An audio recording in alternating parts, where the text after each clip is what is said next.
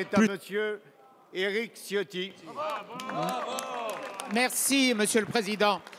Ma question s'adresse à Monsieur le Premier ministre. Depuis plus d'un mois, notre pays est le théâtre de manifestations de plus en plus violentes. Chaque jour, ou plutôt chaque nuit, commerces saccagés, véhicules incendiés, policiers caillassés offrent le triste spectacle de l'état de droit qui recule devant la loi des casseurs.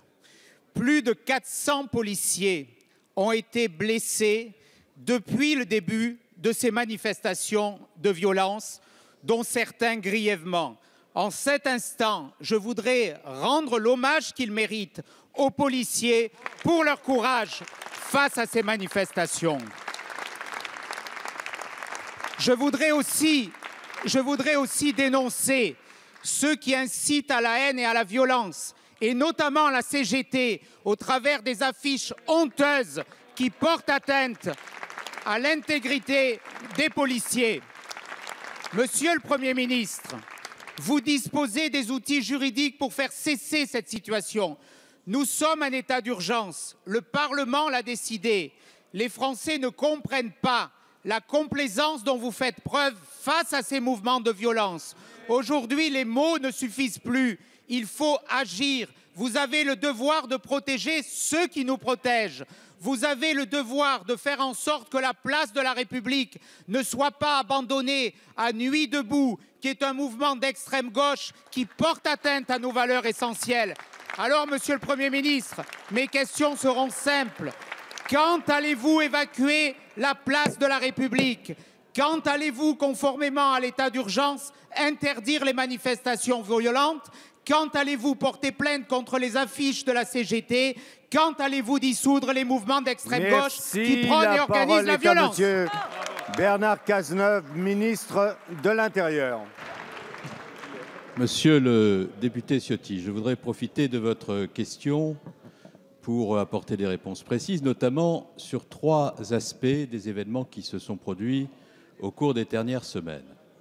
Premièrement, Monsieur Ciotti, vous parlez de complaisance.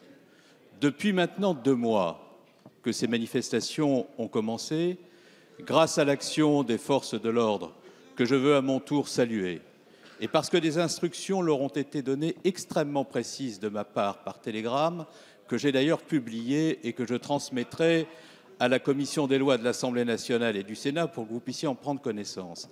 1000 interpellations ont eu lieu, 1000. Et jeudi dernier, plus de 200. Et ces interpellations, Monsieur Ciotti, parce qu'il y a une excellente relation entre les préfets et les procureurs, ont fait l'objet de mise en examen, ont fait l'objet de mise sous écrou, ont fait l'objet de comparution immédiate. Donc, lorsque vous parlez de complaisance, c'est sans doute parce que vous êtes mal informé, parce que je ne peux pas imaginer une minute que sur la base des éléments que je viens de vous indiquer, vous envoyez dans un climat d'extrême tension par démagogie dans l'opinion publique des petits bobards. Ça vous ressemble tellement peu, les petits bobards, Monsieur Ciotti, et les outrances, que je ne peux pas imaginer une minute que ce soit ce type de considération qui est présidé à votre question. Donc voilà très clairement sur le premier point ma réponse. Nous sommes intraitables avec les casseurs, nous sommes d'une fermeté absolue, les interpellations en témoignent et les forces de l'ordre s'exposent pour assurer ces interpellations. Deuxièmement, parce que je suis républicain, vraiment pour ce qui me concerne, je souhaite que l'usage de la force soit proportionné, parce que la République, c'est la volonté du maintien de l'ordre dans le respect rigoureux des individus, de ceux qui manifestent et des libertés publiques. Enfin, troisièmement, et je tiens à le dire très clairement, je ne suis pas d'accord avec ceux qui manifestent rue de la République, mais je ferai tout pour qu'ils puissent le faire. C'est ce que nous incite à faire le Conseil constitutionnel dans sa décision du 16 février dernier.